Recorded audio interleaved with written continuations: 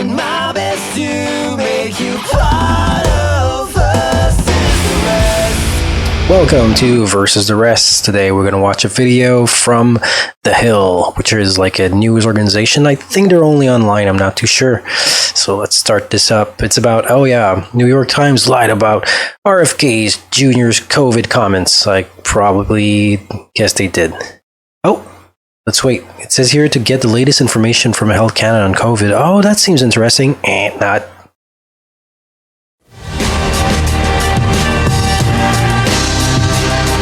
Is Congress trying to control what we can and cannot say? I think Robby has something to tell us about that. What's on your radar, Robby? I do, Jessica. Well, exactly 1 week ago, Democratic presidential candidate Robert F. Kennedy Jr. appeared before the House Select Subcommittee on the Weaponization of the Federal Government. And I wanted to take this opportunity to revisit the matter because I still don't think the mainstream media has properly reckoned with the truth of just how badly they misconstrued RFK Jr.'s controversial comments, a lie that they and their Democratic allies used to delegitimize his testimony. Now, as you may recall, the Republican majority invited Kennedy to testify about the government's campaign to suppress contrarian speech on COVID-19, vaccines, and the virus's origins. A tweet from RFK Jr. expressing doubts about vaccines had been among the first posts that the White House urged Twitter to restrict after President Joe Biden took office in January 2021.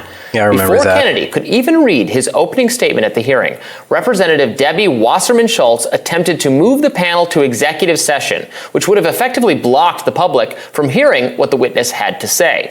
When Republicans called for a vote to table the motion, all the Democratic members of the subcommittee voted no. In short, at a hearing intended to probe bureaucrats and politicians' well-documented efforts to crack down on disfavored speech, Democrats played exactly to type. Their first impulse was not merely to disagree with Kennedy's views, but to stop him from uttering them in public. They're anti-democratic. The objection to Kennedy was a comment he had made claiming that COVID-19... It's crazy, like, the Democratic Party are just anti-democratic. That's what they've become. They used to be like the best party, kind of like in the 90s or something, but now they're so pathetic. May have been ethnically targeted. Republicans are remarks pretty that were bad widely too, seen as anti-Semitic. Delegate Stacey Plaskett of Virgin Islands said that by inviting RFK Jr. to testify, Republicans, quote, intentionally chose to elevate this rhetoric to give these harmful, dangerous views a platform in the halls of the United States Congress. Well, Plaskett did not merely criticize Kennedy's comments. She, as if like their views on sending more weapons to Ukraine is like something that's not dangerous. Implied that they were not in our economy right now. Amendment. So, quote, free speech is not an absolute, she said at the beginning of the hearing. The Supreme Court has stated that. Okay. Now, the New York Times, in its recap of the hearing, echoed these concerns, writing, quote, despite the theater, the hearing raised thorny questions about free speech in a democratic society. Is misinformation protected by the First Amendment? Yes. When is it appropriate for the federal government to seek to tamp down the spread of falsehoods? End quote. Those are not thorny questions. They're not even questions. Of course misinformation is protected by the First Amendment. It is, yeah. Unless it veers into defamation or fraud. Yeah, exactly. Well, it's already legal. Define legal categories. The modern Supreme Court has never, ever validated the idea that speech expressing incorrect ideas is unprotected by the Constitution. If it had, the Times' own speech right now would be in jeopardy. How can you know what's right when you don't know what's wrong? So I guess it's also a good way of seeing it. The story about Kennedy's controversial remarks itself contained misinformation. Its opening paragraph described the comments in question as, quote, this is important, this is a quote from the New York Times, a conspiracy-filled rant by Robert F. Kennedy Jr. that the COVID-19 virus was engineered to spare Ashkenazi Jews and Chinese people, end quote. What? Well, the candidate did not, in fact, straightforwardly declare that COVID-19 was, quote, engineered to spare Ashkenazi Jews and Chinese people. Maybe. He didn't say that. What he did say was this. There is an argument that it is ethnically targeted. COVID-19 attacks certain races disproportionately. He also said COVID-19 is targeted to attack Caucasians and black people. The people who are most immune are Ashkenazi Jews and Chinese. And he said, we don't know whether it was deliberately targeted or not, but there are papers out there that show the racial or ethnic differential and impact. Okay. You can see why someone would... Well, if he bases that on data, what's wrong? It's like now we're not following the science anymore? I thought we were. When did we stop? Oh, yeah, when the science changed the way people didn't want it do anymore. An eyebrow at the suggestion that the virus even might have been deliberately targeted, but a reporter should report what the candidate actually said. Now, Kennedy, for what it's worth, seems to have been referring to a study by the Cleveland Clinic that found some evidence the virus's genetic makeup could theoretically make certain populations, including the Amish and Ashkenazi Jews, less receptive to it. Now, sometimes scientists have disagreed with those underlying findings. That's fine.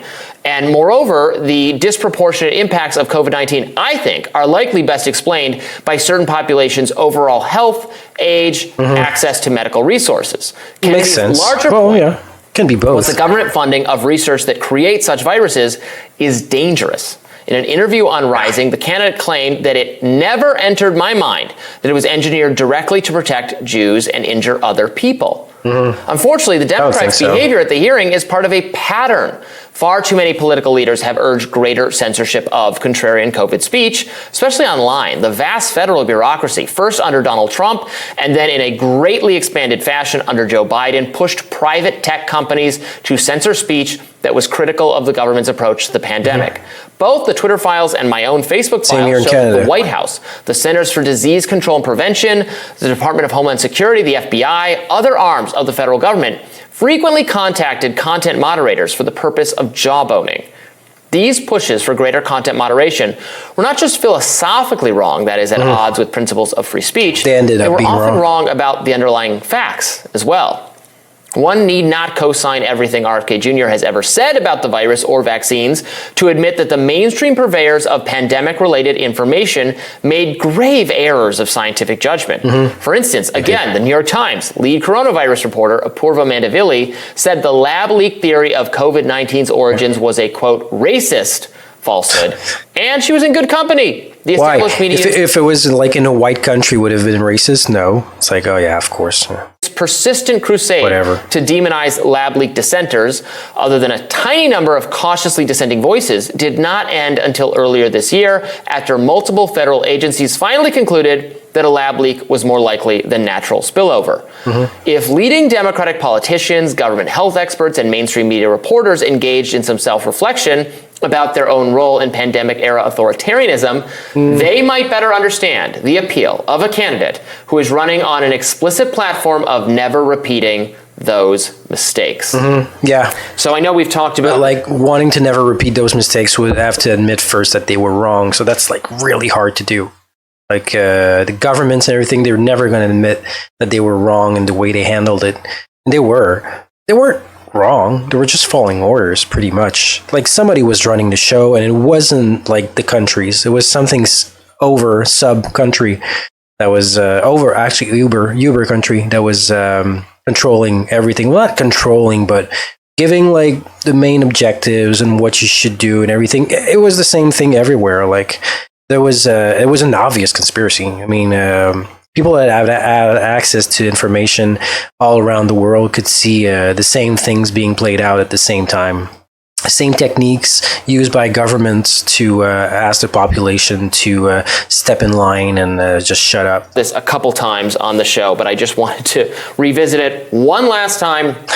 I was reading again the New York Times, in particular, their coverage of the hearing, and again they claimed, they attributed to him a quote that he did not say, and that he has further clarified on this show and elsewhere. Conspiracy theorists. That he was not saying he thinks COVID was deliberately engineered to ethnically affect people differently. We don't even know that it was deliberately engineered. He's saying that the fact that that some scientists and some scientific evidence supports the idea that it is having a differential impact, that could be because of the virus's structure. There could be other reasons for it too. But if it is because of the virus's structure, that shows you that you could theoretically make a virus that does that. And that's very bad. And we should be very worried about funding such things. And we should be worried about China doing it, or Russia, or the US, or anyone else. To me, that... Well, just gain of function overall. I get the idea. I mean, you want to like enhance diseases to see where they will go, how they will become, and how to react to them, to find cures before even there's an outbreak. But me personally, I think that they're modifying. They believe too much in evolution. They just believe in it too much. It's like macro evolution, like just doesn't happen this way. It would take forever. Sometimes probably never. And I think what's happening is that every living being on this earth has a connection. They have a connection within their own, or maybe even more than their own species. And we transfer information without us knowing metaphysically. Actually, I don't know if it's just a belief or something that I know. But I think when somebody has a good idea somewhere, somebody else has the same great idea at the same time. We're like connected electrically. So like if we enhance diseases to make them more susceptible to certain creatures, or give them enhancements or whatever, I think that in a way there's a communication between their own species, between them, and it's probably going to just give them ideas, like and sway their evolution process even more. If I don't know. I mean, it's like a belief. It's a lot about the metaphysical. Some things that like scientists really don't agree on because they can't put numbers on it. But I mean, maybe they should just try DMT or something. But once you get connected to this realm of ideas, you understand it's the reality of it. That is a perfectly acceptable general warning against this kind of thing, but they made it sound almost as if it was an endorsement, that he was endorsing doing that, or that he thought it was, a nefarious thing that Jewish people were doing or something. The way the media intentionally takes RFK Jr. out of context and makes the case these ideas are dangerous, almost in line with their argument for government censorship, right? RFK Jr.'s testimony on the floor of Congress, how members of Congress were outraged by what RFK Jr. had to say about censorship, how the media, the establishment media, backed up the members of Congress saying we absolutely need the government. Well, and like there's a lot of people that just don't think. They just follow whatever the media tells them, even if it wasn't a different thing like 2 weeks ago. I don't know. They just live the moment, and that's what makes them happy. To censor such dangerous ideas, they're disproving their own argument by being mad and outraged at JFK. So we have members of government that want to censor speech because people are saying dangerous things. They don't like RFK Jr.'s views. But RFK Jr. No, I say that dangerous ideas, dangerous things, they don't last as long, and they might like make waves, especially if corporations are behind it. Kind of like the whole Pride movement and the trans movement. If there wasn't any like corporations and any like similar people or the realm of like elites backing this up, it would just die off really quickly. It would probably have already been dead. It's everything. It's just astroturfed right now. It's just fake as hell. And it's kind of funny that people think that they are like they're underprivileged while they have a whole month and every corporation is with them. Like every billionaire like kneels down to takes the stand for trans and LGBT people. It's, I don't understand like how many of them they just don't see it. They're probably just too young. Probably the most people in the highest energy of the LGBT are very young and not very wise yet.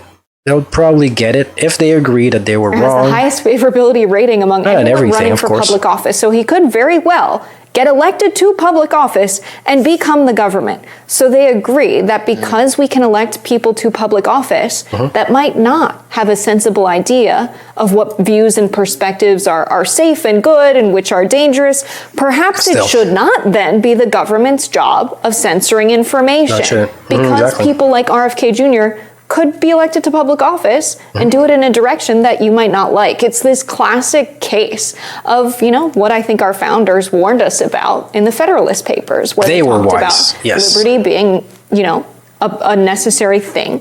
Faction is the result of us having liberty. And if we are to get rid of these kinds of factions, these people we disagree with, we are to get rid of freedom. Right? Yes. And liberty of speech, freedom of speech being the very first the First Amendment enshrined. Our founders understood the first barrier importance of that, and it has been reaffirmed over and over again. Our Supreme Court. So it's the First Amendment. It's not the second. The second is weapons, and so speech is a more powerful weapon than guns. That's the gist of it. The people that started the United States and wrote the Constitution, they knew that words had more power than guns. So that's why they put it first, and that's why some people are trying to break that one first, because they know that that's where that's the pillars. That's the pillars of the American society. And by context, I live in Canada, but if the United States wasn't like that, if they didn't have this type of constitution, Canada would probably not have one either. It's because we live next to a free country that we also are kind of free. We don't have this great document. We like the amendments of the United States are better than the amendments of Canada, most of them. I think that when the United States started, the country was not yet compromised as much as Canada was compromised when the Constitution was wrote.